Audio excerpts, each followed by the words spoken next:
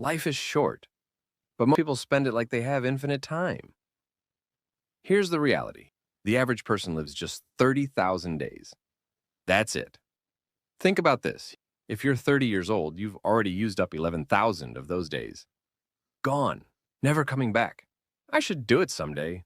But someday is a dangerous word. It tricks you into thinking you have all the time in the world. In the next 15 minutes, you'll learn powerful strategies to make your time count. Not just managing it, but truly living it. These aren't generic tips about time management. These are deep insights about how life actually works. Chapter 1. Time perception and psychology. Time plays tricks on your mind, and understanding these tricks is your first step to mastering it. Remember when you were a kid? Summer felt endless. A single day could feel like a week. But now, years fly by like months. This is the time unit paradox, and it's not just in your head, it's how your brain actually works. Here's the science. Your brain measures time by recording new experiences. As a kid, everything was new. Your brain was constantly recording, making time feel slower. But as an adult, your routines make days blur together. Same breakfast, same commute, same Netflix shows. Your brain literally skips recording these moments.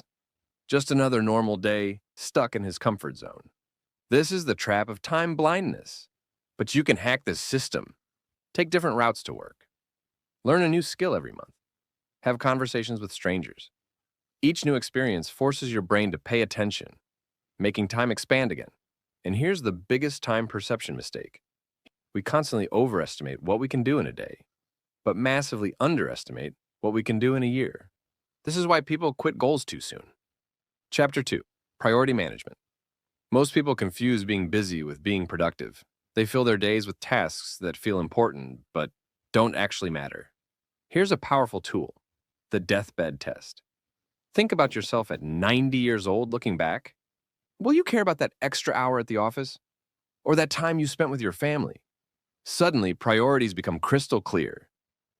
I'll finish this report first.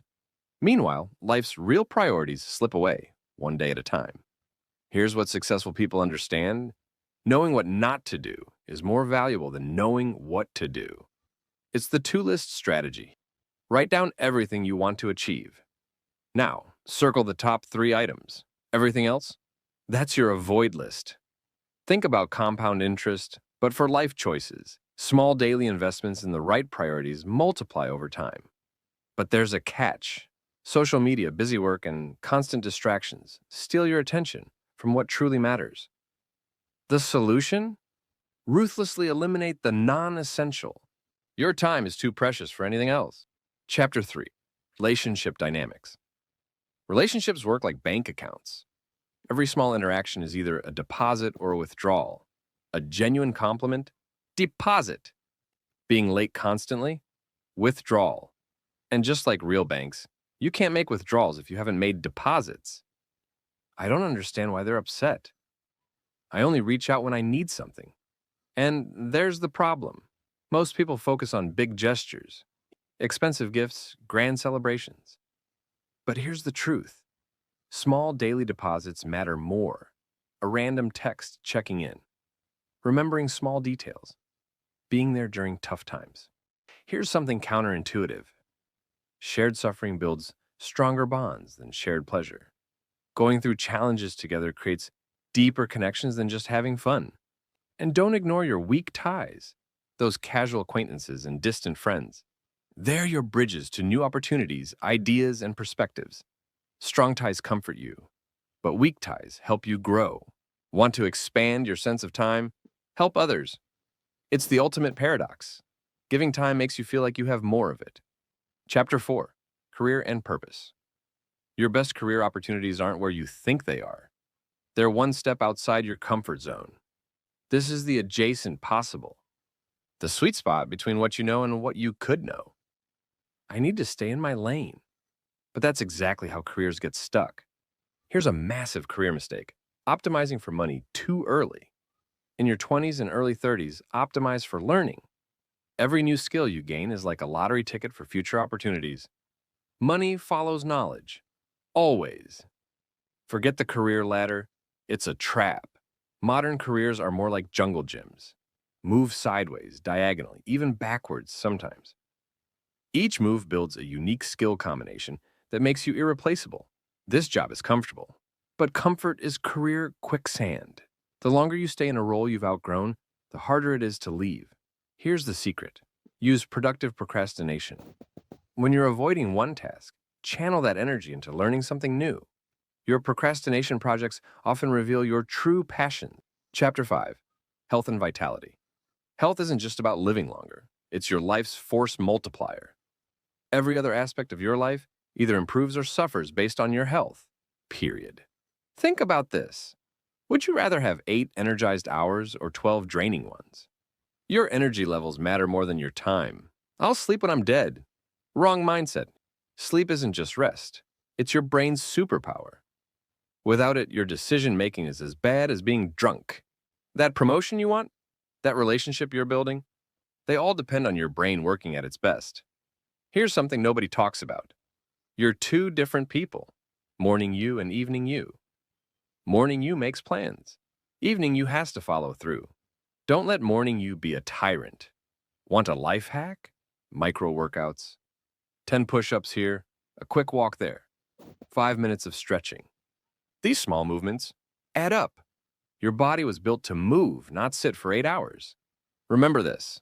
Physical movement creates mental clarity. Stuck on a problem? Move your body. The solution will come. Chapter 6. Learning and Growth. Want to learn anything faster? Teach it to someone else. This is the teacher effect. Explaining something forces your brain to understand it at a deeper level. I'm not ready to teach yet, but that's exactly why you should teach. Your struggles make you a better teacher than an expert. You still remember what's confusing. Here's a secret learning hack. Read biographies. Why? Because each one gives you a lifetime of experiences in a few hours. Want to avoid common mistakes? Learn from people who already made them. Most people try to get good at everything. Smart people stay strategically bad at some things. It's called deliberate amateurism. It keeps your brain flexible and your ego in check. Constraints aren't your enemy. They're your superpower. Limited time, limited money, limited resources. Good. These constraints force you to be creative. And here's the most valuable skill: knowing when to quit. Strategic quitting isn't failure. It's making space for better opportunities. Quit fast on things that don't serve your growth. Chapter 7. Emotional Intelligence. Your emotions have a secret timer. The chemicals that create any emotion, anger, fear, frustration, last exactly 90 seconds in your body. After that, you're choosing to stay in that emotion. I can't help how I feel. But here's the truth. While you can't control the first wave of emotion, you absolutely control the second. Think of emotional regulation like a superpower. Raw intelligence might get you the job, but emotional regulation gets you the promotion. Why? Because people trust those who can stay calm in chaos. Most people hide their vulnerability. Smart people use it strategically. Showing the right amount of vulnerability at the right time builds deeper trust than always appearing perfect. Here's a costly mistake: avoiding difficult conversations. These conversations are like compound interest, in reverse. The longer you wait, the more emotional debt you accumulate. That small issue you're avoiding, it's growing bigger every day. And gratitude isn't just a feel-good practice. Unexpressed gratitude is like having money in a bank you can never withdraw from. Use it or lose it. Chapter 8. Financial Wisdom. Money isn't just about numbers in your bank account. It's about something far more precious: your freedom of time. Here's a truth most people miss. Making more money often makes you poorer in time. As your income grows, your lifestyle expands. Bigger house, more maintenance, fancy car, more worry, better neighborhood, longer commute. Finally, I can afford everything I want. But that's the trap.